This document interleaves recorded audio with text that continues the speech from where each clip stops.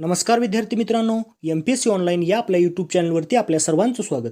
मित्र हो, आजच्या लेक्चरमध्ये आपण MPSCच्या अभ्यासाची सुरुवात कशी करावी याबाबत माहिती घेणार आहोत. तर मित्रांनो, संपूर्ण बेसिकपासून डिटेल्ड माहिती आज आपण पाहणार आहोत. तर मित्र हो, हे लेक्चर त्यांच्यासाठी आहे जे स्पर्धा परीक्षेची तयारी करण्याचा विचार करत आहेत, परंतु MPSCबद्दल त्यांना कोणतीही माहिती नाही.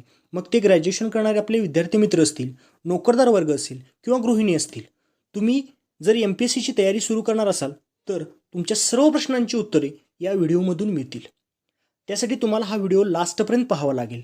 त्यानंतर तुमच्या सर्व शंकांचे निरसन होऊन जाईल याची गॅरंटी मी देतो. या व्हिडिओनंतर तुम्हाला कोणतेही मार्गदर्शनाची आवश्यकता राहणार नाही. तर मित्रांनो, चला व्हिडिओला सुरुवात करूयात. तर यामध्ये आपण सर्वप्रथम पाहणार आहे MPSC म्हणजे काय. यामध्ये MPSCतून कोणती पदे भरली जातात, MPSC कोणती परीक्षा घेते, कोणकोणत्या परीक्षा घेतली जातात, त्यासाठी वयाची मर्यादा काय असेल, शैक्षणिक पात्रता काय असेल, कोण परीक्षा हे देऊ शकतं, तुम्ही किती वेळा ही परीक्षा देऊ शकतात याबद्दल सविस्तर माहिती पाहणार आहोत. त्यानंतर परीक्षेचा पॅटर्न काय असेल, त्याचे टप्पे किती असतील, कोणत्या परीक्षेला किती वेटेज असेल किंवा अभ्यासाची सुरुवात कशी करावी, अभ्यासाची सुरुवात करताना कोणकोणत्या स्टेप फॉलो करायच्या, अभ्यासाची स्ट्रॅटेजी काय असावी, त्यासाठी प्लॅनिंग काय असावे, यासाठी एक प्रॉपर प्लॅनिंग आपण यामध्ये पाहणार आहोत. त्यानंतर कोणती कोणती पुस्तके वापरावीत याबद्दलही आपण माहिती घेणार आहोत. महाराष्ट्र लोकसेवा आयोग हा भारतीय संविधानातील कलम 315 नुसार स्थापन झालेला एक स्वायत्त आयोग आहे. त्यामुळे संपूर्णपणे राजकीय हस्तक्षेपापासून दूर असलेला हा आयोग आहे, ज्याच्याकडून या आयोगाकडून महाराष्ट्र शासनाच्या सेवेतील वर्ग अ म्हणजे क्लास 1, क्लास 2 व क्लास 3 दर्जाचे अधिकारी निवडण्यासाठी स्पर्धा परीक्षा घेतली जाते. त्यासाठी आयोगाकडून जाहिरात काढली जाते व ही स्पर्धा परीक्षा आयोजित केली जाते.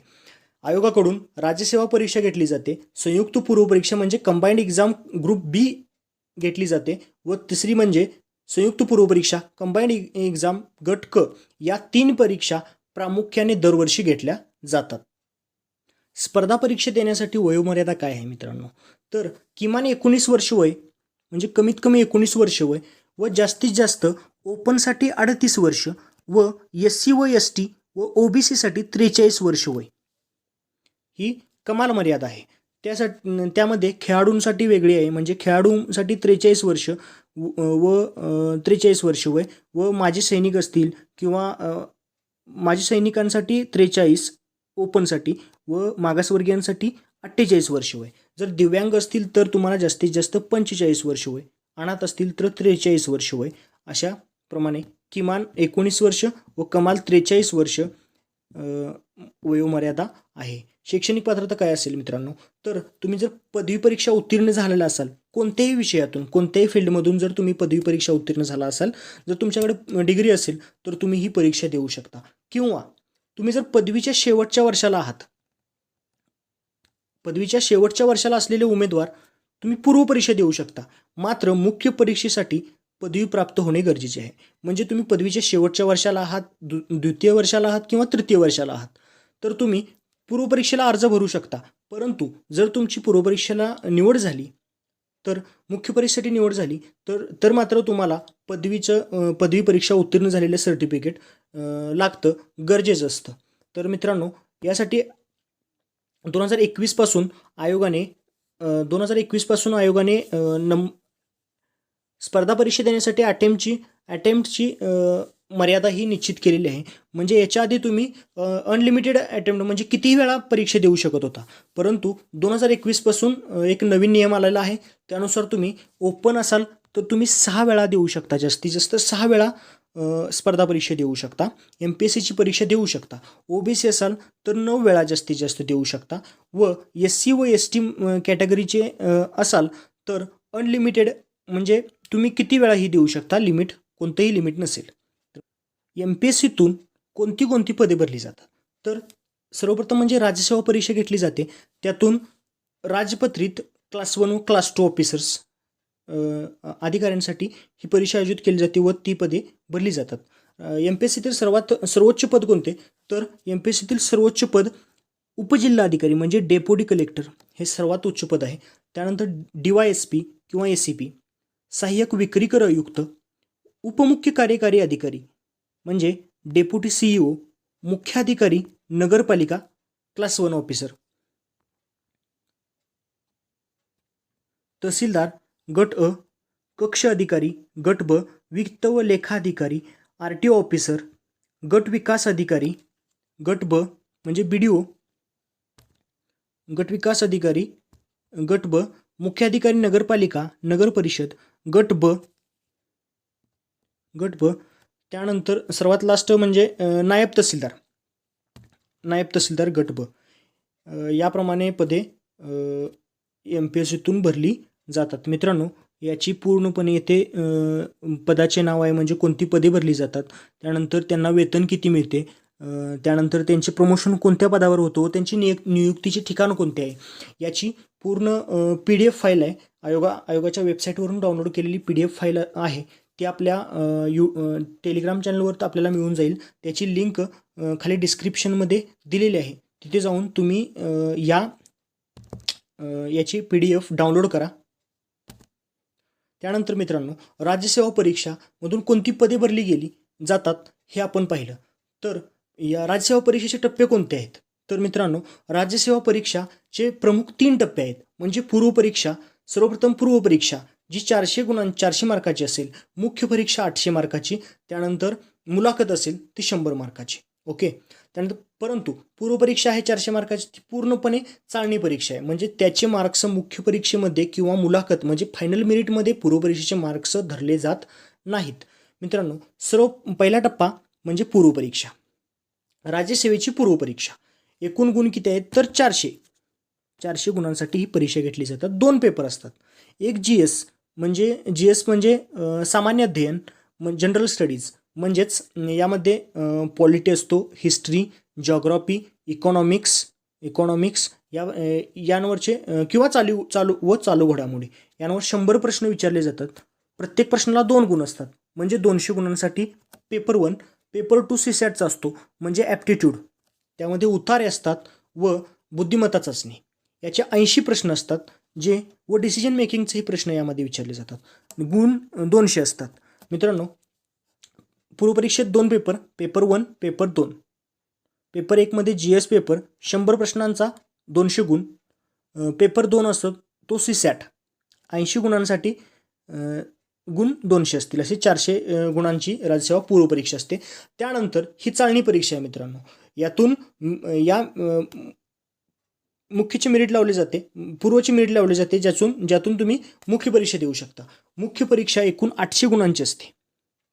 त्यामध्ये एकूण 6 पेपर आहेत. पेपर 1 100 मार्कांचा, तो मराठी इंग्लिश, व पेपर 2 100 मार्कांचा.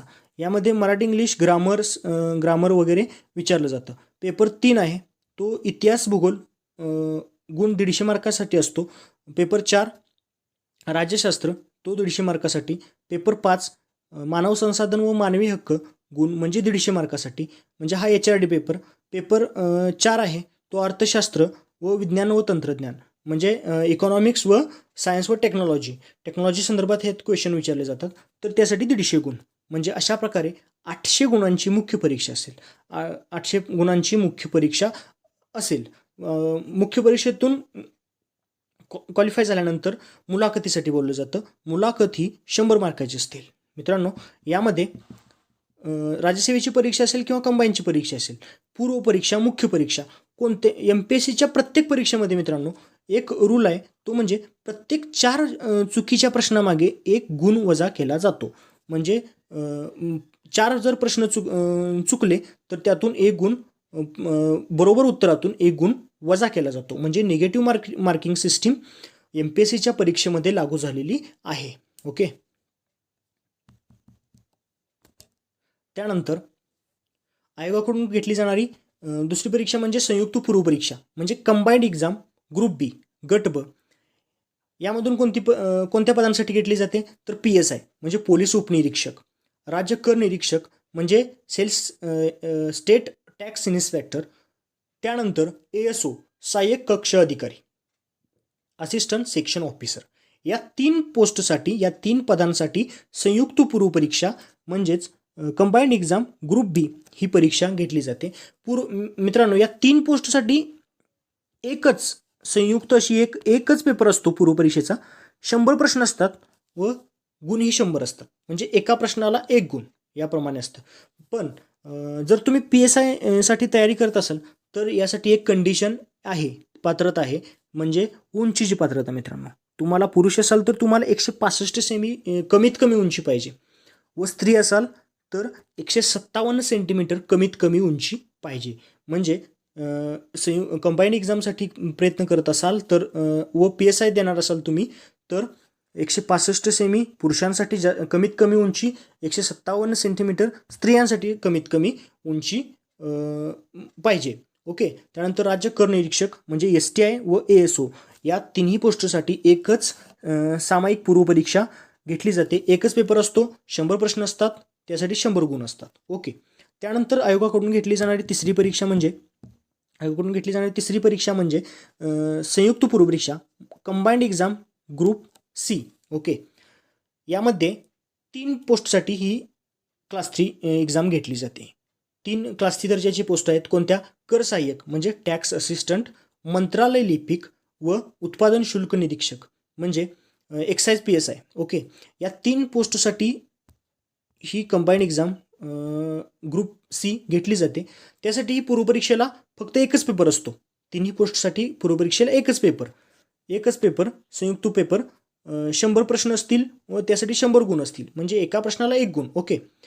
इथं मात्र मित्रांनो कर सहाय्यक व मंत्रालय लिपिकसाठी जर तुम्ही ट्राय करणार असाल तर इथे एक विशेष पात्रता आहे. ती म्हणजे तुम्हाला टायपिंग प्रमाणपत्र पाहिजे. म्हणजे मराठी 30 व 30 शब्द प्रति मिनिट, इंग्रजी 40 शब्द प्रति मिनिट या असे स्पीड असलेले तुमचे टायपिंग झालेले प्रमाणपत्र तुम्हाला आवश्यक असेल मुख्य परीक्षेला, तरच तुम्ही कर सहाय्यक व मंत्रालय लिपिक या पदांसाठी पात्र असाल. ओके. इथं क्लास 2 कंबाईंड एक्झाम क्लास 2 साठी PSI साठी प्रयत्न करत असाल तर तुमची उंची 165 सेंटीमीटर पाहिजे व स्त्रियांसाठी 157 सेंटीमीटर पाहिजे. आणि क्लास 3 साठी जर प्रयत्न करत असाल तर कर सहाय्यक व मंत्रालय लिपिक या पदांसाठी तुम्हाला टायपिंग प्रमाणपत्र टायपिंग तुम्ही पास असावे लागणार. त्यासाठी तुम्हाला मराठी 30 शब्द प्रति मिनिट व इंग्रजी 40, मराठी 30 इंग्रजी 40 असे प्रमाणपत्र तुम्हाला लागेल. त्यानंतर मुख्य परीक्षा असेल. कंबाईंड क्लास 2 व कंबाईंड क्लास 3 साठी जी पूर्वपरीक्षा घेतली होती त्यानंतर सेम पदांसाठी मुख्य परीक्षा घेतली जाते. त्यामध्ये 2 पेपर असतात. पहिला पेपर असतो तो PSI STI असिस्टंट. या तिन्ही पदांसाठी पहिला पेपर संयुक्त पेपर असतो. म्हणजे एकच पेपर असतो. तो म्हणजे मराठी, इंग्रजी व सामान्य ज्ञान. ओके. म्हणजे चालू घडामोडी. यासाठी 100 प्रश्न 200 गुण. हा 2021 नंतर मित्रांनो हे बदललेला नियम आहे. म्हणजे एका प्रश्नाला 2 गुण याप्रमाणे असेल. म्हणजे मुख्य परीक्षा एकूण 400 गुणांची असेल. ओके. पहिला पेपर तिन्ही पोस्टसाठी सेम असेल.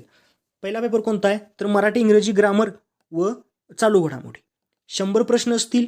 एका प्रश्नाला 2 गुण म्हणजे 200 गुण असतील. ओके. त्यानंतर दुसरा पेपर आहे तो PSI साठी वेगळा असेल, STI साठी वेगळा असेल व ASO साठी वेगळा असेल. त्यामध्येही प्रश्न 100 असतील व गुण 200 असतील. ओके. तिन्ही क्लास 2 व क्लास 3 ची पूर्वपरीक्षा सेम पेपर, परंतु क्लास 2 व क्लास 3 ची मुख्य परीक्षा असेल ती 400 गुणांची. त्यामध्ये तिन्ही मेन्स एक्झामसाठी पेपर 1 कॉमन असेल. ओके. पण पेपर 2 असेल तो प्रत्येक पदासाठी वेगवेगळा असेल. ओके. फक्त PSI साठी मित्रांनो इथं फिजिकल असेल तुम्ही 60 गुणांचे आवश्यक असतील. म्हणजे 100 मार्काचं फिजिकल असेल. परंतु जर तुम्ही 60 गुण मिळाले तर तुम्ही मुलाखतीसाठी पात्र असाल. व फिजिकलचे PSI साठी नवीन बदललेल्या नियमानुसार फिजिकलचे गुण आहात ते फक्त पात्रता गुण आहे. जर तुम्हाला 60 गुण मिळाले ना तुम्ही मुलाखतीसाठी पात्र झालात. 60 गुण नाही मिळाले तर तुम्ही मुलाखत देऊ शकत नाही. व फिजिकलचे जे गुण असतील ते PSIच्या मेन रिझल्टमध्ये ग्राह्य धरले जाणार नाहीत. हा 2021 नुसार बदललेला नियम आहे. व मुलाखत ही फक्त PSI पदासाठी क्लास 2 व क्लास 3 मधील फक्त PSI पदासाठी ही मुलाखत 50 मार्काची असेल. व फिजिकल एक्झाम 100 गुणांची कमीत कमी तुम्हाला 60 गुण आवश्यक असतील पात्रतेसाठी. ओके. त्यानंतर मित्रांनो मेन अभ्यासाची सुरुवात आता कशी करावी. आतापर्यंत आपण पाहिलं की MPSC मधून कोणती पदे भरली गेली, तुम्ही कोण त्यासाठी पात्र असेल, त्यासाठी तुम्हाला शैक्षणिक पात्रता कोणती लागेल, व तुम्ही किती वेळा एक्झाम देऊ शकाल, किंवा परीक्षेमध्ये पॅटर्न काय आहे, म्हणजे कोणत्या परीक्षा घेतल्या जातात व त्याची टप्पे काय असेल. पूर्वपरीक्षा पाहिली आपण, मुख्य परीक्षा पाहिली, त्यानंतर कोणत्या ह्याला मुलाखत आहे ते पाहिलं. त्यातील संपूर्ण असा डिटेल्ड असा अभ्यास आपण आत्ता पाहिला. तर मित्रांनो, आत्ता जर तुम्ही अभ्यासाची सुरुवात कशी करावी नक्की, हे बेसिक माहिती तर आपल्याला MPSC बद्दल सर्व माहिती आपल्याला मिळाली. आता ॲक्च्युअल अभ्यासाला सुरुवात कशी करावी याबाबत आपण पाहणार आहोत. तर मित्रांनो, जर तुम्ही न्यू कमर असाल, म्हणजे आत्ता तुम्ही अभ्यासाची सुरुवात करणार आहात ना, तर तुम्हाला एक पॅटर्न फॉलो करावा लागेल, म्हणजे एक क्रम फॉलो करावा लागेल, त्यानुसार तुम्हाला अभ्यास करायचा आहे. तर मित्रांनो, सर्वप्रथम सिलेबस. ओके, सर्वप्रथम महत्त्वाची अभ्यासाला सुरुवात करण्याची फर्स्ट स्टेप, काही स्टेप फॉलो करावे लागतील. त्यातील फर्स्ट स्टेप असेल सिलेबस. दुसरी स्टेप असेल मागील वर्षीच्या आयोगाच्या प्रश्नपत्रिका, म्हणजे previous year question paper analysis. त्यानंतर स्टेट बोर्डचे बुक्स आहेत ते शालेय पाठ्यपुस्तकांचं वाचन कसे करायचे. त्यानंतर वर्तमानपत्र वाचन करावं लागेल. त्यानंतर रेफरन्स बुक कोणते वापरावेत, याबाबत आपण आता एक फुल प्रूफ प्लॅन तुम्हाला मिळेल. ओके, चला सुरुवात करूया. अभ्यासाला सुरुवात करण्याची पहिली स्टेप म्हणजे सिलेबस, अभ्यासक्रम. सर्वप्रथम MPSCचा सिलेबस वाचला पाहिजे तुम्ही. ओके, तो पूर्वपरीक्षेचा, मुख्य परीक्षेचा. मित्रांनो, प्रत्येक मुख्य परीक्षेचा वेगवेगळा असा सिलेबस आयोगाने दिलेला आहे. आयोगाच्या वेबसाईटवरही तुम्हाला या सिलेबसची कॉपी मिळेल. तसेच डिस्क्रिप्शनमध्ये प्रत्येक, म्हणजे पूर्वपरीक्षेच्या PSI असेल, STI असिस्टंट, क्लास 3च्या सर्व एक्झाम्स, राज्यसेवेच्या सर्व पूर्व मुख्य परीक्षेचा एक्झाम, सर्व एक्झामच्या MPSCच्या सर्व एक्झामच्या सिलेबसच्या PDF तुम्हाला डिस्क्रिप्शनमध्ये त्याची लिंक मिळेल. त्यातून जाऊन तुम्ही डाउनलोड करा व आपले टेलिग्राम चॅनल आहे, MPSC ऑनलाईन हे टेलिग्राम चॅनल आहे, ते तुम्ही जॉईन करा. तिथं तुम्हाला सर्व अपडेट्स वगैरे मिळत जातील व तिथंच तुम्हाला या सर्व सिलेबस मिळतील. ओके, तर सर्वप्रथम मित्रांनो, MPSCचा सिलेबस वाचला पाहिजे व दररोज वाचला पाहिजे. ओके, सिलेबसची कॉपी अभ्यास करताना नेहमी तुमच्यासोबत असली पाहिजे. तुम्ही तयारीला सुरुवात केली ना, तर पहिल्या दिवसापासून तुम्हाला सिलेबसची कॉपी पाहिजे व दररोज तुम्ही सिलेबस वाचला पाहिजे. तुम्हाला जरी त्यातील काही पॉईंट कळतील, काही पॉईंट कळणार नाहीत, किंवा कोणतेही पॉईंट समजणार नाहीत, ओके, तरीही तुम्ही सिलेबस वाचन दररोज ठेवलं पाहिजे. यामुळे काय होईल मित्रांनो, तर अभ्यास करताना किंवा वर्तमानपत्र वाचताना, ओके, पेपर वाचताना तुम्हाला कोणते टॉपिक वाचले पाहिजेत, म्हणजे सिलेबसमध्ये तुम्ही कोणते टॉपिक बघितले ते तुम्हाला समजेल. कोणते टॉपिक वाचले पाहिजेत व कोणते महत्त्वाचे आहेत व कोणते वाचून उपयोग नाही, हे तुम्ही स्वतःच ॲनालिसिस ठरवू शकाल, की बाबा डिसाईड करू शकाल स्वतःच की कोणता टॉपिक वाचला पाहिजे, सिलेबसमध्ये कोणत्या टॉपिकवर भर दिलेला आहे. या सर्वाचे ॲनालिसिस तुम्ही सिलेबसमधून करू शकाल. ओके, सिलेबस वाचताना तुम्हाला माहीत असलेले भरपूर टॉपिक्स किंवा पॉईंट दिसतील. म्हणजे काही शब्द तुम्हाला पहिल्यापासून माहीत असतील. ओके, काही शब्द माहीत असणार नाहीत, नवीन असतील, पूर्णपणे नवीन असतील परंतु जे माहीत आहेत ना पॉईंट, तर तुम्हाला त्यामुळे तुमचा आत्मविश्वास मित्रांनो नक्कीच वाढेल. तुम्हाला कळेल की बाबा हे आपण पहिल्यांदा डिग्रीला कुठंतरी अभ्यासलेलं आहे, किंवा कुठं ह्याच्या आधी आपल्याला याच्याबद्दल खूप पेपरमध्ये वाचलेलं आहे, किंवा कुठंही वाचलेलं असेल, तर तुम्हाला त्यामुळे आत्मविश्वास वाढेल व MPSCचा अभ्यास करण्यासाठी तुम्हाला सुरुवातीलाच तुमचा इंटरेस्ट MPSCच्या अभ्यासामध्ये वाढेल. त्यासाठी सिलेबस वाचणं फर्स्ट स्टेप म्हणजे सिलेबस. त्याची कॉपी अभ्यास करताना नेहमी तुमची फक्त PDF नाही मित्रांनो, तर हार्ड कॉपी म्हणजे त्याची प्रिंट तुमच्याजवळ नेहमी असली पाहिजे. जास्तीत जास्त राज्यसेवेच्या मुख्य परीक्षेचा अभ्यासक्रमाची कॉपी ठेवा, म्हणजे कारण MPSC आयोगाने राज्यसेवा मुख्य परीक्षेची जी कॉपी आहे तीच पूर्ण डिटेल्ड, म्हणजे प्रत्येक प्रत्येक शब्द डिटेल्डपणे दिलेला फक्त राज्यसेवेच्या मुख्य परीक्षेचा अभ्यासक्रम आहे, जो विस्तृतपणे दिला आहे. ओके, त्यानंतर मित्रांनो दुसरी स्टेप, आता पहिली स्टेप बघितली सिलेबस दररोज वाचायचा. ओके, त्यानंतर दुसरी स्टेप म्हणजे आयोगाच्या मागील वर्षीच्या प्रश्नपत्रिका मिळाल्या तर सर्वच, किंवा मागील 2 वर्षाच्या प्रश्नपत्रिका बघा. मग त्या संयुक्त पूर्वपरीक्षेच्या असतील, कंबाईंड एक्झामच्या, क्लास 2च्या, क्लास 3च्या मागील 2 वर्षाच्या, तसेच राज्यसेवेच्या मागील 2 वर्षाच्या प्रश्नपत्रिका पाहणे. मागील 2 वर्षाच्या प्रश्नपत्रिका फक्त वाचायच्या मित्रांनो, सोडवण्याचा प्रयत्न करायचा नाही किंवा त्यातून काही लक्षात ठेवण्याचाही प्रयत्न करायचा नाही. फक्त फक्त प्रत्येक प्रश्न कसा आलेला आहे किंवा कोणता प्रश्न किती वेळा रिपीट झाला, ओके, कोणत्या टॉपिकवर किती महत्त्व दिलं आहे किंवा कोणता प्रश्न किती वेळा विचारला गेला आयोगाने, कुठल्या टॉपिकला आयोग किती वेळा जास्त महत्त्व देतं, हे तुम्हाला यामुळं प्रिव्हियस इयर च्या क्वेश्चन पेपरचं ॲनालिसिस केल्यामुळं तुम्हाला कळेल मित्रांनो. त्यासोबतच मागील वर्षाच्या प्रश्नपत्रिकेचं एक विश्लेषणात्मक असं पुस्तक वापरा. कळलं का? विश्लेषण केलेले बाजारामध्ये भरपूर पुस्तकं आहेत मित्रांनो, ओके.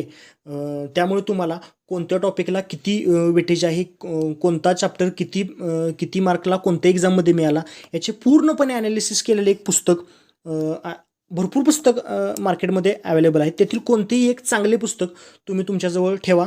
तसेच आयोगाच्या ज्या तुम्ही सांगितलं की 2 वर्षाच्या प्रश्नपत्रिका, त्या तुम्हाला त्याच्या कॉपी तुमच्याजवळ पाहिजेत. तसेच सोबत विश्लेषणात्मक पुस्तक पाहिजे. त्यामुळे तुम्हाला काय होईल माहिती आहे का, की कोणता प्रश्न किती वेळा रिपीट झाला किंवा कोणत्या टॉपिकला किती गुण आहेत हे समजण्यास तुम्हाला खूप मदत होईल, ओके मित्रांनो. तर मार्केटमध्ये भरपूर पुस्तकं अवेलेबल आहेत, परंतु सर्वात चांगलं आणि बेस्ट पुस्तक म्हणजे लोकसेवा पब्लिकेशनचं कंबाईंड एक्झामचं क्लास 2 व क्लास 3साठी पूर्वपरीक्षेसाठी जे स्पष्टीकरण आहे, हे पुस्तक तुम्ही जर वापरले, त्यामध्ये प्रत्येक क्लास 2च्या क्लास 3च्या प्रत्येक एक्झामचे म्हणजे 2011 पासून 2020 पर्यंत जेवढ्या एक्झाम पूर्वपरीक्षा झाल्या, संयुक्त पूर्वपरीक्षा झाल्या, त्या प्रत्येक प्रश्नाचं ॲनालिसिस हे पूर्णपणे संपूर्ण एकदम सुंदर असं एक स्पष्टीकरण दिलेलं आहे. याचं तुम्हाला खूप फायदा होईल मित्रांनो. सगळ्यात बेस्ट असं पुस्तक हे कंबाईंड एक्झामचं लोकसेवा पब्लिकेशनचं आहे. हे पुस्तक तुम्ही घेऊ शकता. याची लिंक डिस्क्रिप्शनमध्ये दिलेली आहे.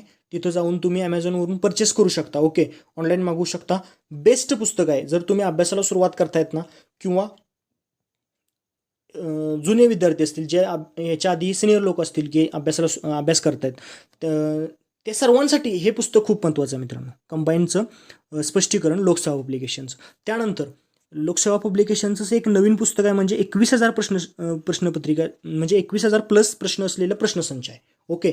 त्यामध्ये ही 2011 ते 2019 पर्यंतच्या सर्व प्रश्नपत्रिका, म्हणजे राज्यसेवेच्या असतील, संयुक्त पूर्वपरीक्षा असतील किंवा क्लास 2 क्लास 3च्या सर्व प्रश्न, त्याच्या मेन्सच्या एक्झाममध्ये आलेले प्रश्न, असे 21,000 प्रश्न टॉपिक वाईज वेगवेगळे केलेले आहेत. म्हणजे राज्यघटनेचे वेगळे, भूगोलचे, इतिहासचे, असे वेगवेगळ्या विषयानुसार त्याचे टॉपिक वेगळे करून हा एक प्रश्नसंच तयार केलेला आहे. एक बेस्ट पुस्तक आहे. याचीही लिंक डिस्क्रिप्शनमध्ये दिलेली आहे. तुम्ही डिस्क्रिप्शनमध्ये या दोन्ही पुस्तकाच्या लिंकवरून ॲमेझॉनवर जाऊन तुम्ही हे परचेस करू शकता. ऑनलाईनही तुम्ही मागवू शकता. तुम्हाला एक बेस्ट असं त्याच्यावरती डिस्काउंटही देण्यात आलेलं आहे. तर मित्रांनो, पहिली स्टेप कोणती, तर सिलेबसचं वाचन. पहिली स्टेप सिलेबसचं वाचन. दुसरी स्टेप मागील वर्षाच्या प्रश्नपत्रिका पाहायच्या, ओके. त्यामुळं तुम्हाला काय होईल, सिलेबस वाचल्यामुळे कोणतं टॉपिक वाचलं पाहिजे हे तुम्हाला कळेल, ओके. मागील वर्षाच्या प्रश्नपत्रिकेचे ॲनालिसिस केल्यामुळे तुम्हाला काय कळेल की कोणत्या टॉपिकला किती वेटेज दिलेलं आहे किंवा किती मार्क्सला विचारलं आहे, हे तुम्हाला मागील वर्षाच्या प्रश्नपत्रिका पाहिल्यामुळे कळेल, ओके. त्यानंतर हे 2 पुस्तक तुम्ही परचेस करा, म्हणजे विकत घ्या. तुमच्याजवळ असले पाहिजे. तुम्हाला पूर्ण तयारीमध्ये हे बेस्ट पुस्तक असतील, ओके. त्यानंतरची स्टेप म्हणजे, आता सिलेबस वाचलं, मागील वर्षाच्या प्रश्नपत्रिका बघितल्या, आपल्याला कळालं की बाबा कोणता टॉपिक किती वेळा विचारला आहे, कोणता, म्हणजे प्रत्येक टॉपिकचे मार्क्स वाईज आपल्याला महत्त्व कळालं, ओके. त्यानंतरची स्टेप मित्रांनो, तुम्ही स्टेट बोर्डचे बुक्स वाचायला घ्या. म्हणजे शालेय पुस्तकं आहेत ना आपली, तर ती वाचायला घ्या, ओके. ओल्ड असतील, म्हणजे जुनी पुस्तकं असतील किंवा नवीन आलेली पुस्तकं असतील. मित्रांनो, जुनी पुस्तकं मिळणे आता थोडंसं अवघड आहे, परंतु तुम्हाला नवीन पुस्तकांमध्ये ही भरपूर अशी क्वालिटी एकदम अशी चांगली मेंटेन केलेली पुस्तकं आहेत. मित्रांनो, स्टेट बोर्डमधून डायरेक्ट क्वेश्चन विचारले जातात. जर तुम्ही या पुस्तकांमध्ये पाहिलं ना तर तुम्हाला कळेल की स्टेट बोर्डमधून आलेले भरपूर प्रश्न तुम्हाला डायरेक्ट उत्तरं स्टेट बोर्डमधून मिळून जातील. ओके, तर मित्रांनो कोणते वाचायचे? ओके, सर्वप्रथम इतिहासामध्ये 5वी, 8वी, 9वी. कोणतं? 5वी, 8वी, 9वी व 11वी. 11वी जुने पुस्तक मित्रांनो महाराष्ट्राचा इतिहास आहे, ते जर मिळालं तर ते नक्की वाचा मित्रांनो. यामध्ये राज्यसेवा परीक्षा असेल किंवा कंबाईन एक्झाम असेल, डायरेक्ट क्वेश्चन 11वीच्या जुन्या पुस्तकातून विचारले जातात. त्यामुळे 11वीचं जुनं इतिहासासाठी 11वीचं जुनं हिस्ट्रीचं पुस्तक खूप महत्त्वाचं आहे, खूप म्हणजे खूप महत्त्वाचं आहे. त्याबरोबर नवे पुस्तक हे वाचलं पाहिजे. ओके, इतिहासाला 5वी, 8वी, 9वी, 11वी. ओके, भूगोलला 5वी ते 10वी. 5वी ते 10वी स्टेट बोर्ड भूगोलला वापरा. नागरिकशास्त्रासाठी 5वी ते 10वी. ओके, विज्ञानसाठी 6वी ते 10वी. ओके, विज्ञानसाठी 6वी ते 10वी. मित्रांनो, विज्ञानसाठी रेफरन्स बुकही भरपूर अवेलेबल आहेत, परंतु विज्ञानचे भरपूर प्रश्न 6वी ते 10वी या स्टेट बोर्डमधून येतात, डायरेक्ट येतात मित्रांनो.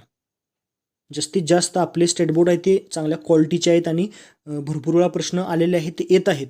व विज्ञानचे तरी खास करून स्टेट बोर्डमधून प्रश्न येतात, त्यामुळे विज्ञानचं स्टेट बोर्ड चांगलं वाचा. ओके, त्यानंतर अर्थशास्त्र तुम्हाला बेसिक समजून जाईल 5वी ते 10वी. जर आर्ट्सचं बॅकग्राऊंड नसेल तर तुम्हाला इकॉनॉमिक्स किंवा पॉलिटी नागरिकशास्त्र कळायला थोडं टफ जातं. त्यामुळे तुम्ही स्टेट बोर्ड 5वी ते 10वी नागरिकशास्त्राचे व 5वी ते 10वी अर्थशास्त्राचे तुम्ही स्टेट बोर्डचे हे वाचन करा. ओके, NCERT वाचण्याची आवश्यकता सध्या तरी नाही. स्टेट बोर्डचं वाचन झाल्यानंतर दोन वेळा वाचन झाल्यानंतर तुम्ही NCERTचं एखादं पुस्तक वाचू शकता. ओके, त्यानंतर मित्रांनो स्टेट बोर्डच्या नोट्स काढायच्या नाहीत मित्रांनो. ओके, स्टेट बोर्डच्या नोट्स काढायच्या नाहीत. महत्त्वाचे जे व अभ्यास करताना मित्रांनो, जर तुम्ही कोणत्याही विषयाचं पहिल्यांदा रीडिंग करताना तर पहिल्यांदा वाचताना कधीही अंडरलाईन करायची नाही ना हायलाईट करायचं नाही. म्हणजे पहिल्यांदा वाचताना पेन वापरायचा नाही, शांतपणे पहिलं रीडिंग आपलं झालं पाहिजे. ओके, स्टेट बोर्डचं महत्त्वाची गोष्ट म्हणजे मित्रांनो, स्टेट बोर्डच्या नोट्स काढायच्या नाहीत. पहिल्या वाचनावेळी हायलाईटही करायचं नाही किंवा अंडरलाईन पण करायचं नाही. ओके, दुसऱ्या वाचनावेळी अंडरलाईन करू शकता किंवा हायलाईट करू शकता. हायलाईट वापरू शकता, हायलायटर तुम्ही वापरू शकता 2 कलरचे, त्यामुळे तुम्ही हायलायटर करू शकता. ओके, परंतु नोट्स काढू नका मित्रांनो. स्टेट बोर्डच्या नोट्सचा काही उपयोग होत नाही मित्रांनो. ओके, किती वेळा रिडिंग झालं पाहिजे? तो 2 वेळा रिडिंग झालं पाहिजे, कमीत कमी 2 वेळा. तुम्ही 3 वेळाही रिडिंग करू शकता, चांगलंच आहे मित्रांनो, परंतु समजून घेऊन 2 वेळा रिडिंग करावे. टार्गेट ठेवू नका, म्हणजे इतक्या दिवसात इतकं झालं पाहिजे. टार्गेट न ठेवता अभ्यास केला तर चांगला अभ्यास होतो. जर टार्गेट ठेवलं आणि त्या टार्गेटनुसार म्हणजे 2 दिवसात 1 पुस्तक संपवायचं, आणि जर नाही संपलं 2 टॉपिक संपवायचे तर नाही संपले तर मित्रांनो टेन्शन येत जातं, मग MPSC अवघड वाटू लागते. त्यामुळे टार्गेट देऊ नका, स्वतःला अभ्यासाचं टार्गेट द्यायचं नाही. ओके, जेवढा अभ्यास होईल तेवढा अभ्यास होईल. दुसऱ्या दिवशी बॅकलॉग राहिला असेल तर दुसऱ्या दिवशी करा. ओके, परंतु टार्गेट ठेवायचं नाही. टार्गेट ठेवलं की आपण फास्ट रिडिंग करायला जातो. फास्ट वाचल्यामुळं जे समजणार आहे ते समजत नाही व फक्त टार्गेट पूर्ण करायचं आहे, म्हणजे 2 चॅप्टर वाचायचे आहे, त्यामुळे आपण फास्ट वाचत जातो, त्याचा कोणताही उपयोग होत नाही मित्रांनो. ओके, स्टेट बोर्डचे बुक्स वाचल्यानंतर मित्रांनो मार्केटमध्ये एक पुस्तक आहे, स्टेट बोर्ड अंतिम सत्य. ओके, हे पुस्तक यामध्ये काय केलेलं आहे, याच्या नोट्स स्टेट बोर्डच्या नोट्स या पुस्तकामध्ये दिलेल्या आहेत. ओके, या पुस्तकामध्ये स्टेट बोर्डच्या नोट्स दिलेल्या आहेत, स्टेट बोर्डच्या नोट्स काढून दिलेल्या आहेत. तर हे पुस्तक वाचा त्यानंतर तुम्ही. ओके, त्या स्टेट बोर्डचं आहे व NCERT अंतिम सत्य, हे 2 पुस्तक आहेत. ओके, NCERTचे पुस्तक वाचूच नका. एकदा स्टेट बोर्ड आपल्या महाराष्ट्र शासनाचे शालेय पाठ्यपुस्तक वाचून झाली की अंतिम सत्य स्टेट बोर्डचं वाचा, त्यानंतर NCERTचे अंतिम सत्य वाचा. या दोन्ही पुस्तकाची लिंक मित्रांनो बेस्ट पुस्तक आहेत, एकदम बेस्ट पुस्तक आहे ते. ओके, याही पुस्तकाची लिंक डिस्क्रिप्शनमध्ये दिलेली आहे, त्यावर जाऊन तुम्ही ते परचेस करू शकता, ऑनलाईन मागवू शकता. बेस्ट डिस्काउंट तुम्हाला या पुस्तकावरही मार्केटपेक्षा जास्त डिस्काउंट तुम्हाला या पुस्तकामध्ये ऑनलाईन मिळून जातं. ओके, त्यानंतरचं मित्रांनो म्हणजे आता आपले सिलेबस वाचन झालं. सिलेबस मधून आपल्याला पाठ झाला आता सिलेबस दररोज वाचलेला आहे आपण. ओके, सिलेबसमध्ये आपल्याला कळालं की कोणतं वाचलं पाहिजे, काय आपल्याला प्रत्येक टॉपिकचं महत्त्व कळालं. त्यानंतर आपण मागील वर्षाच्या प्रश्नपत्रिका बघितल्या, प्रश्नाचे स्वरूप कळालं. काही प्रश्न अजिबात ओळखीचे नव्हते, काही प्रश्न ओळखीचे होते. ओके, त्यानंतर कोणत्या टॉपिकवर किती प्रश्न आले ते आपल्याला कळालं. त्यानंतर आपण स्टेट बोर्ड वाचायला घेतलं. ओके, स्टेट बोर्ड चांगल्या प्रकारे वाचून झालं. नोट्स काढल्या नाहीत आपण. ओके, नोट्स काढण्याच्या आधी काढण्याच्या ऐवजी आपण अंतिम सत्य नावाचं एक नोट्स असलेलं एक मार्केटमध्ये उपलब्ध असलेलं एक पुस्तक वाचू. त्यानंतर NCERTचं असेल तर तुम्हाला वाचायचं असेलच तर NCERTचं नोट्स असलेल्या अंतिम सत्य NCERT हे पुस्तक आहे. ही 2 पुस्तकं वाचली. ओके, आत्ता तुम्ही रेफरन्स वाचायला घ्यायचे. ओके, या स्टेप्स झाल्यानंतर तुम्ही रेफरन्स जर वाचायला घेतल्या तर नक्कीच तुम्हाला खूप फायदा होईल मित्रांनो. व रेफरन्स वाचताना मित्रांनो काय करायचं तर मुख्य परीक्षेचा अभ्यास सुरुवात करायचा. ओके, तुम्ही कोणत्याही टॉपर्सला विचारा किंवा कोणत्याही म्हणजे जे आता पासआउट झालेले म्हणजे पोस्ट निघालेले आहे किंवा आता पदावर आहेत, कोणत्याही टॉपरला विचारलं तर तुम्हाला सगळे सांगतील की तुम्ही राज्यसेवेच्या मुख्य परीक्षेचा अभ्यास करा. त्यामध्ये HRD वगैरे असे काही 2-3 सब्जेक्ट आहेत. मराठी, इंग्लिश, ग्रामर किंवा HRD हे सब्जेक्ट बाजूला ठेवा, ते नंतर करायला येतील. परंतु इतिहास, भूगोल, इकॉनॉमिक्स, पॉलिटी हे विषय तुम्ही म्हणजे आत्तापासूनच करू शकता. ओके, अभ्यासाच्या सुरुवातीपासूनच तुम्ही करू शकता. रेफरन्स वाचायचा आहे ना तर पहिल्यांदा मुख्य परीक्षेचा अभ्यास करा. ओके, त्यासाठी राज्यसेवेच्या मुख्य परीक्षेच्या सिलेबसनुसार जा तुम्ही रेफरन्स घ्या. ओके, राज्यसेवेचा सिलेबस साईडला ठेवायचा. ओके, तो आपण वाचलेला आहे. त्यानंतर आपला टॉपिक समजलेला आहे. त्यानंतर तुम्ही रेफरन्स वाचायला घ्या. ओके, तर रेफरन्सच्या नोट्सही काढू नका. ओके मित्रांनो, पहिल्या वाचनावेळी कोणतेही नोट्स काढू नका. दुसऱ्या वाचनावेळी हायलाईट करू शकता तुम्ही काही शब्द. तिसऱ्या वाचनावेळी मित्रांनो तुम्हाला काय करावं लागेल की शॉर्ट नोट्स तुम्ही बनवू शकता. ओके, नोट्स कशा बनवायच्या याच्यावरही आपण एक स्पेशल लेक्चर्स बनवूया. त्याच्यासाठी एक स्पेशल व्हिडिओ बनवला जाईल मित्रांनो, बनवला जाईल. त्यामध्ये आपण नोट्स कशा काढाव्यात तेही आपण पाहूयात. ओके, तर मित्रांनो अभ्यास करताना ना रेफरन्स ज्यावेळी तुम्ही वाचायला घ्याल किंवा स्टेट बोर्ड वाचत असाल ना त्यावेळी तुम्हाला दिवसाला 2 विषय घ्या मित्रांनो. ओके, जनरली तुम्ही नॉर्मली दिवसाला 2 विषय घेऊ शकता. परंतु जर तुमच्या म्हणजे अभ्यासाचा पॅटर्न जर वेगळा असेल तर तुम्ही दिवसाला 1 घ्या, जास्तीत जास्त 2 घ्या. ओके, 2च्या वर कोणताही जास्त विषय घेऊ नका. ओके, त्यानंतर वाचन झाले मित्रांनो एक गोष्ट लक्षात ठेवा. एक नियम अभ्यास करताना एक नियम स्वतःला एक नियम स्वतःला घालून घ्या. तो म्हणजे वाचन झाले नसले तरी दररोज MCQ तुम्ही पाहिले पाहिजेत. ओके, MCQ म्हणजे दररोज प्रश्न पाहिले पाहिजेत. आपण जे याच्या आधी जे 2 पुस्तक बघितली, एक कंबाईनचं विश्लेषण बघितलं, त्यानंतर 21,000 लोकसेवा पब्लिकेशनचं 21,000 प्रश्नसंच पाहिला. ओके, त्यातील तुम्ही फक्त प्रश्न पाहिजे ते सोडवायचा प्रयत्न करायचा नाही, काय नाही. ओके, फक्त दररोज म्हणजे तयारीला सुरुवात केली ना आजपासून, ज्या दिवसापासून तुम्ही तयारीला सुरुवात कराल त्या दिवसापासून तुम्ही आयोगाचे प्रश्न पाहायला पाहिजे. दररोज पाहिजे, सोडवायचा प्रयत्न करायचा नाही, लक्षात ठेवायचा प्रयत्न करायचा नाही, फक्त प्रश्न पाहिजे. ओके मित्रांनो, रेफरन्स कोणते वापरायचे त्यासाठी एक बेस्ट अशा बुक लिस्टची स्वतंत्र लेक्चर व्हिडिओ बनवलं जाईल मित्रांनो. लवकरच आपल्या चॅनलवरती ते अपलोड करीन. त्यासाठी तुम्ही आपल्या चॅनलला सबस्क्राईब करा मित्रांनो. तर आता पुढं काय मित्रांनो, तर आता वर्तमानपत्र वाचा. ओके, तुम्ही सिलेबस वाचलं. ओके, सिलेबस वाचल्यावर नंतर तुम्हाला वर्तमानपत्र वाचायला घ्यायचं आहे. दररोज एखादं वर्तमानपत्र वाचायचं आहे. ओके, कोणतीही एकच पेपर वाचायचा.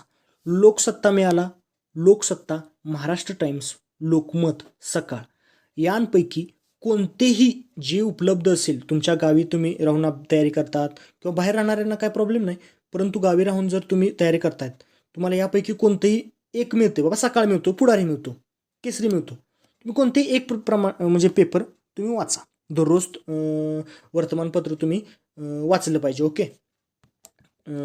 दररोज तुम्हाला वर्तमानपत्र एक वाचा. वर्तमानपत्राच्या मित्रांनो नोट्स अजिबात काढू नका.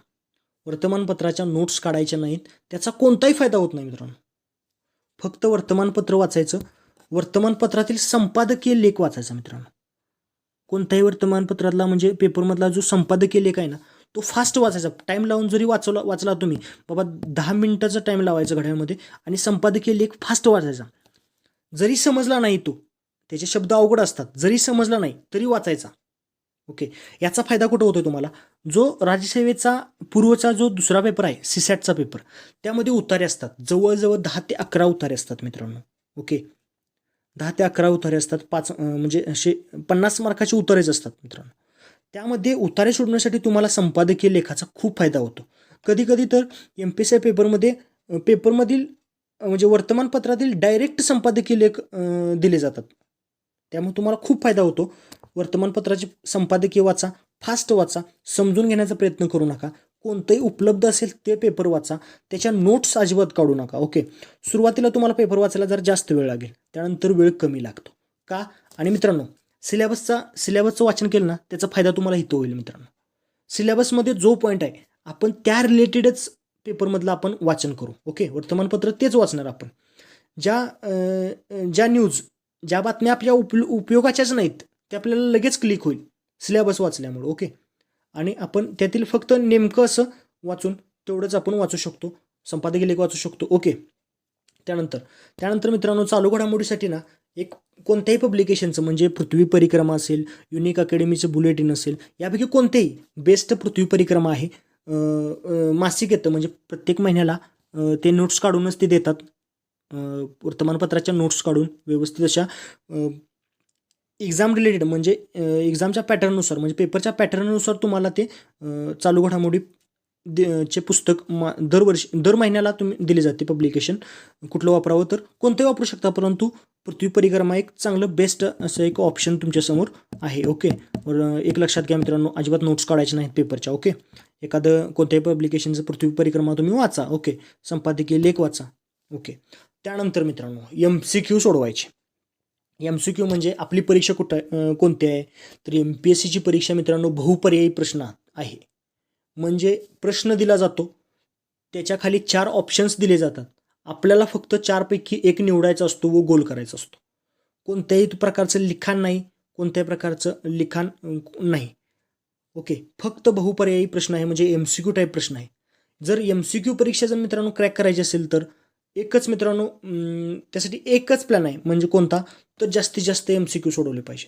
ओके, त्यासाठी तुम्हाला हे पुस्तक ह्याच्या आधी पण मी सांगितलं, पुन्हा एकदा सांगतो, हे बेस्ट पुस्तक आहे. तुम्ही कोणत्याही टॉपरला जर विचारलं तर तुम्हाला हे पुस्तक सजेस्ट ते करतील. लोकसेवा पब्लिकेशनचा 21,000 याची लिंक मी आधी सांगितली की डिस्क्रिप्शनमध्ये दिलेली आहे. तुम्ही तिथे जाऊन एक बेस्ट जास्तीत जास्त डिस्काउंट थ्रू तुम्ही ते ऑनलाईन मागवू शकता. ओके, बेस्ट असं MCQ सोडण्यासाठी आहे. यातील मित्रांनो अभ्यास करताना एक प्लॅन म्हणजे कोणता तर 75% वेळ वाचनाला गेला पाहिजे, 25% वेळ प्रश्नांचा सराव झाला पाहिजे. ओके, तुम्ही सर्व वाचन झाल्यानंतर प्रश्नपत्रिका सोडवण्याचा विचार करत असाल किंवा वाचन झाल्यानंतर मी प्रश्न सोडवतो असा विचार करत असाल तर मित्रांनो असं करू नका. तुम्ही ज्या दिवशी अभ्यासास सुरुवात केली ना त्या दिवसापासून प्रश्न वाचा. प्रश्न सोडवण्याचा प्रयत्न हे झाल्यानंतर करा, परंतु प्रश्न वाचा. दररोज MCQची सराव करा. MCQ सोडल्यामुळे काय होतं मित्रांनो की कमीत कमी वेळेत जास्तीत जास्त अभ्यास होतो. ओके, आपण एक पॅरेग्राफ वाचणार. ओके, त्याच्याऐवजी आपण जर 4 MCQ सोडवले ना तर त्या